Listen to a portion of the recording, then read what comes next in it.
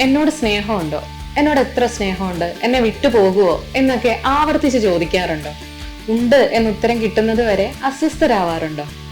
നമ്മുടെ ലോകം ഒരു വ്യക്തിയിലേക്ക് മാത്രമായിട്ട് ചുരുങ്ങുമ്പോൾ, നമ്മുടെ എല്ലാ ബന്ധങ്ങളും സൗഹൃദങ്ങളും ഒക്കെ ആ ഒരാൾക്ക് വേണ്ടി മാറ്റി നിർത്തപ്പെടുമ്പോൾ, ഇത് സ്നേഹം മാത്രമാണോ അതോ ഇമോഷണൽ ഡിപ്പെൻഡൻസി ആണോ എന്ന് തിരിച്ചറിയേണ്ടതുണ്ട്.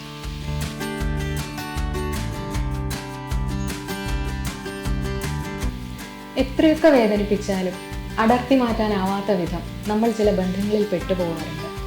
സ്നേഹ കൂടുതൽ എന്ന് നമ്മൾ കരുതുന്നതെല്ലാം അങ്ങനെയാവണമെന്നില്ല. സ്നേഹിക്കപ്പെടാനും ശ്രദ്ധിക്കപ്പെടാനും പരിഗണിക്കപ്പെടാനും ഒക്കെയുള്ള അതിയായ ആഗ്രഹം കൊണ്ട് ഒരു വ്യക്തിയെ വൈകാരികമായി പരിധിയിലേറെ ആശ്രയിച്ചു പോകുന്ന അവസ്ഥയാണ് ഇമോഷണൽ ഡിപ്പെൻഡൻസി.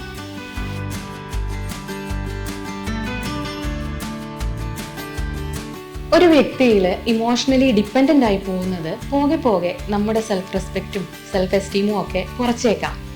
സ്വന്തം സന്തോഷത്തിന്റെ താക്കോൽ മറ്റാരെയും ഏൽപ്പിക്കേണ്ടതില്ല എന്ന തിരിച്ചറിവിലാണ് മാറ്റത്തിന്റെ തുടക്കം.